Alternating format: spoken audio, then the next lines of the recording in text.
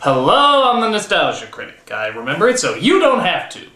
Once upon a time, there was a movie called The Never-Ending Story, and it kicked ass! In my opinion, it was one of the best family films ever. It had great atmosphere, creative characters, a complex story, and some real legitimate drama. So when I heard there was another movie, I got excited as hell. I loved the first one, I couldn't wait to see another one. It blewed.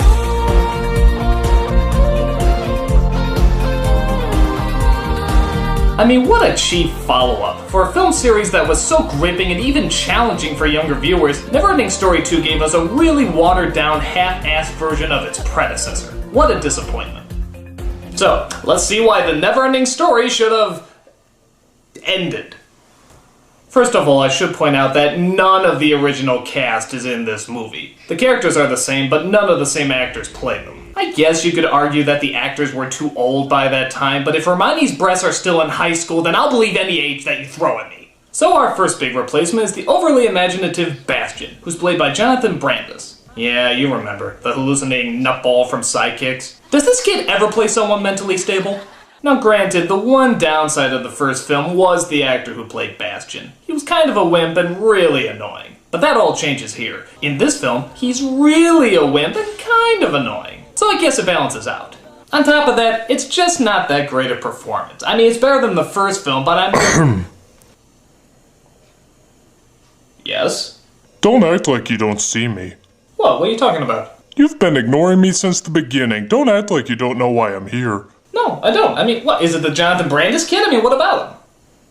You know he committed suicide. Oh, you're gonna bring that up. You're seriously gonna bring that up. They're wondering if you're gonna address it, and you're just tap dancing around it like some sort of idiotic moron. Alright, fine. I'll address this. In 2003, Jonathan Brandis committed suicide. Any death is tragic, and this one is no exception. And you know what? His acting wasn't half bad. I remember him on Sequest and Ladybugs and stuff. Even though the film choices weren't always great, he usually did okay. He's a relatively decent actor. I just don't think he did especially well in this movie. And it's not his fault. I mean, it's a horribly written character. He's a dumbass, as you'll see in a few moments. So, just to make it clear, I have nothing against Jonathan Brandis as a person. There, is that good?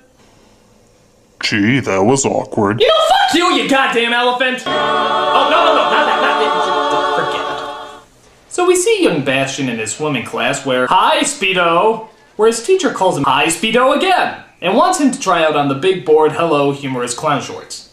We're gonna start with the high board. But it turns out that Bastian is afraid of heights and has trouble confronting his fears. No, nobody said there'd be diving in diving class. I got a cramp. High wimp factor, Bastian. Sorry, Coach. So he doesn't jump off as he goes home to a disappointed father, played by your standard Alan Thicke impersonator. Well, addressing is common courtesy, Bastian. I mean, something you ought to learn, by the way. Look at that old rag you're wearing. He has a point there, Bastian. You do sort of look like an out-of-work Star Fox pilot. Mom made it. Ouch! You need me again? No, I'm good. Yeah. So Bastian goes upstairs and pouts about how his relationship with his dad isn't as good as it used to be. Hey, just a random question here. Remember how in the last film it ended with him flying a luck dragon over the city, chasing down some bullies and exposing a never-before-seen creature in front of hundreds? Are we just never gonna address that? Didn't make the news or anything? Flying luck dragon eats children, that never made the front page? Well, surely someone must have Twittered about it. So Bastian goes to the only returning actor in this movie, the librarian, as he's trying to find a book about how not to be a pussy. I'll look in my section on courage. But he suddenly hears a whispering voice from an old familiar book. That book asks too much of you. But it's the never-ending story. I've already read it. But have you ever read a book twice? Books change each time you read them. For example, if you read The Velveteen Rabbit again, it's really about Nazis! I really want to read it again. No. Let me borrow it, please. No, Bastian. Stop, don't come back. So as Bastian goes to read the book again, he finds it truly is a little different.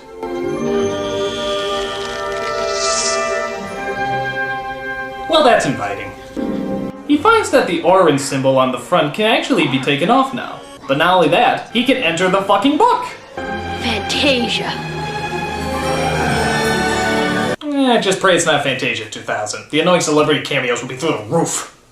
So while Bastian admires how model-ish Fantasia looks, we cut to the hideout of our villain, who lives in the terrifying Castle Cliché. I came as fast as I...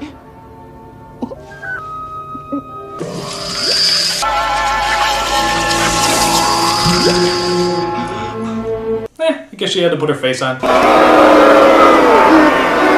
This evil villainess is Zaida, also known as the Emptiness. Yeah, because that doesn't sound anything like the Nothing, does it? I don't know why she looks like Jessica Rabbit while skydiving, but I do know she has a diabolical plan to destroy Bastian as well as Fantasia. Every time the Earthling uses Orin to make a wish, my new invention makes him lose a memory. With each wish, the liquid in his head forms a memory ball. What happens when the Earthling has lost all of his memories? The beaker at the bottom is full. And the Earthling's head is empty. Oh please, you can show him Biodome and it'll have the same effect. So Zaida sends her henchman Nibley to greet Bastian and try to trick him into making some wishes. You have Orin. It fulfills all of your wishes. So Bastian admires Silver City, not Mexico, as he looks around and admires just how weird it is.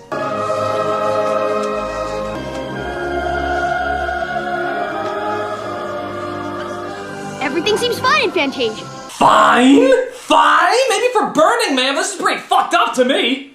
But then Zaida sends down her pretty silly looking minions to spread chaos throughout the town.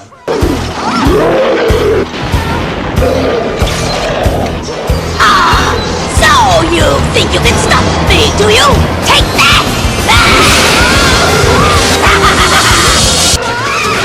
Acid! Whisk them away! Yeah, Kakadouche has a point. Why don't you just wish them away? Just wish! Hi, this makes no sense. I mean, I know if he makes a wish he loses a memory, but he doesn't know that. His life is at stake. Why doesn't he just wish them to blow up or something? I'm safe. And an idiot. So he falls down some sort of secret chute as he comes across... I don't know. But they provide a way for Bastian to talk to the childlike Empress. We need your dreams and stories to exist. But the people in your world no longer believe in us. They have no time to give us names and stories. I blame violent video games and reality TV. Only you can save us, Bastian. You are my last hope. Help me, Obi-Wan Kenobi. You're my only hope. So it turns out Bastian not only has to find the evil, but he also has to name it in order to destroy it. The Empress is being held prisoner, and before we can fight the force that is holding her, I must give it a name. Well, why don't you name it after your mother, like in the first film? What was her name again?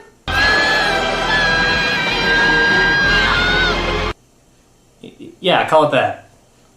But luckily Atreyu shows up to help Bastian on his quest. And give him some credit, they actually did pick a Native American kid this time. People talk about a castle that looks like a hand. Some say that's where the giants come from. So that's where we should be heading. Just don't ask us to go through any swamps of despair. My horse is still a manic depressive. The only point of living is dying. Shut up, Artax. So Bastian gets the idea to wish up a giant monster to go after the evil castle. But that sort of backfires. Zoom, motherfucker! Zoom! What are you gonna do? Chase it. Did somebody say chase? Falcor! Hey, it's our favorite flying tampon. So they go after the fire-breathing monstrosity as they bravely load the stock footage from the first film. Hey look, Atreyu is suddenly a lot taller and white. Go for it, Falcor! Oh, hey, just an idea here. Why don't you wish the fucking thing away? In fact, why don't you wish all the bad guys away? This makes no sense. If he makes a wish, he loses a memory. Yeah, I got that, but why doesn't he just wish the memory machine away? They never say there's any limitation, so this movie should be over in like 2 seconds. He can just be like, I wish for a gun. I wish for that machine to disappear.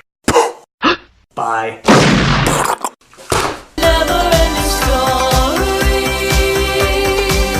So the dragon is zapped by the evil castle as they come across an old familiar friend, the Rockbiter, and... the son? Don't ask the graphic details about how we reproduce. Let's just say I should have used rock control. Meanwhile, in the real world, Bastian is missing, and his father goes looking for him at the bookshop. I found this book in my son's room. It has your address inside the cover. Where? I saw it there myself last night. Look, we just sell Mogwais and Frogurt. Anything else isn't my department. Maybe... When did you last see him? Maybe you'll find the explanation for your son's disappearance inside.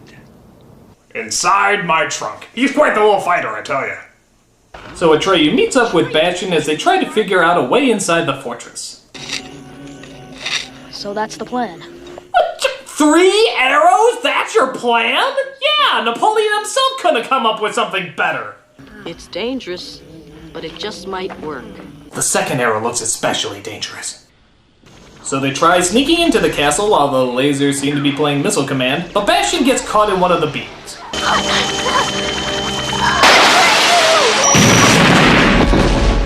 You saved my life, Atreyu. Yes. But you would have done the same for me. Right? Right? Sure. Oh my god, this kid's a dick! Is that really what you want to say to your rescuer? If someone saved you from a burning fire, would you be like, oh, thank you so much.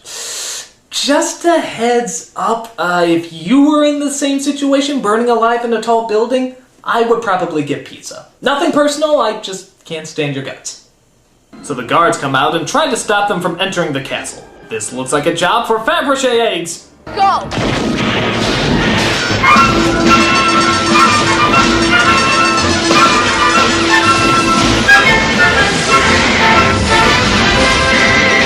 So while this Mexican fiesta is going on,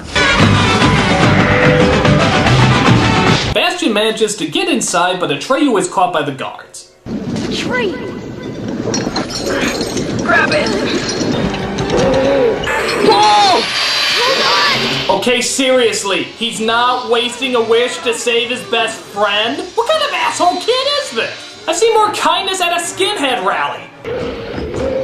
We need weapons. I wish for a spray can. What you bought? A fucking spray can? That's the best you can come up with? Where's the imagination in this kid? I thought he was like the last great dreamer or something. All he can think of is a fucking spray can? The fantasies he thought up in Sidekicks were more impressive than this. In fact, he should just wish for Chuck Norris. Yeah, they could turn everybody into ninjas, have a rockin' battle, everything would be awesome. It'd be the coolest adventure ever. But no, we get spray cans. Honest to God, spray cans. I have no remorse for this little idiot if something bad happens to him. I am Zaida. I admit defeat. So, you're the one who makes everything empty. I control all that is empty. Just to control things, you destroy stories and books. Sounds like the producers. So she tells them that she can release the childlike empress, but only if she's closer to the tower. So they take her as a prisoner to the tower where they... Whoa! What's up with Falcor's eyes there? I am not going to carry that woman. Was he just like possessed by the devil for a second? Stick your cock up her ass, you motherfucking worthless cocksucker. So Bastian rides with Zaida in a pretty stupid looking parade float, as Bastian's dad goes back to the bookstore, only to find everything's disappeared. Looks like there hasn't been a bookstore here for a long time. So literally the books just disappear because nobody's reading them? Come on, this isn't nearly as subtle as the first movie. That's like saying my Nintendo will disappear if I stop playing with it. No! Nintendo! Sally Cletic, you'll stop the playing with me. Why? Enjoy your PlayStation 3, cockmaggot. So while they're in Zaida's stained glass dreidel, she starts to convince Bastian that his friends are out to get him, and that she's the only person he can trust. How can you believe her? How can we even be sure she's going to help us free the childlike empress? I can tell when someone lies to me. I'm sure we can trust a woman who lives in a spidery castle and has tried to kill us on several occasions. So she continues to turn Bastian against his friends, mostly because he's stupid. You're jealous because I have Orin and you've come to take it away from me. Every time you use Orin, you lose one of your memories. Why don't you just go back and play with your buffaloes? Country boy. Idiot wisher! So they both get in a fight, and Bastion tosses Atreyu off the rock. You ever notice Atreyu is sort of a shitty great warrior? But Bastion finds out what a prick he's been when he sees everything Atreyu said was true. Unfortunately, Falkor has flown him away before Bastion could apologize. Bastion goes after him as his father discovers that the book really is alive, and that Bastion's life hangs in the balance. Zaida and her giants drove through the earth and into the underworld of Fantasia. Here they could travel with the speed of darkness, which was faster than the speed of light. Bullshit! They would find Bastion in no time and force him to make his last wish. But luckily Nimbly has a change of heart as he tells Bastion how to get back. Behind those rocks, you'll find a path through the mountains. Come with me. He who spies and flies away lives to spy another day. Yeah, I don't get it either. Goodbye! So Bastion makes it to Falkor only to discover that Atreyu has little to no life left. I have 2 wishes left, Falkor. You will have lost your most precious memories. My mother and my father. Well, now wait a minute. He still has memories of Fantasia. He still has memories about how to talk. How can he be down to his last 2? I wish for nothing more in the world than for you to live, Atreyu. Well, you got both wishes. Atreyu lives, but there's nothing more in the world. Good! But then Zaida finally shows up. I guess the speed of darkness is pretty slow, considering they just now caught up with him. Make your wish. Yes, Zaida. I will make my last wish. I wish for you to have a heart. Drat! I've been foiled by the power of love!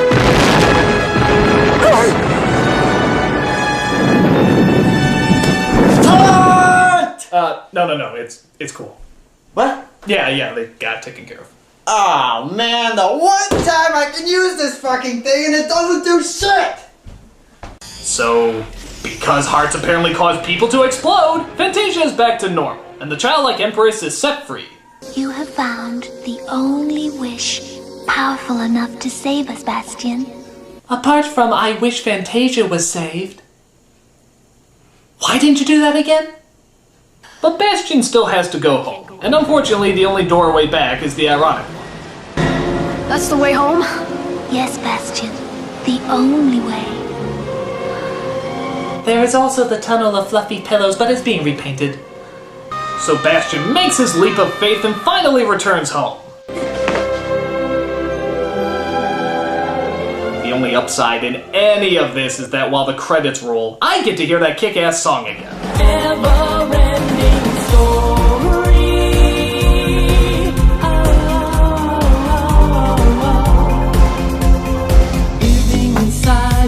What the hell?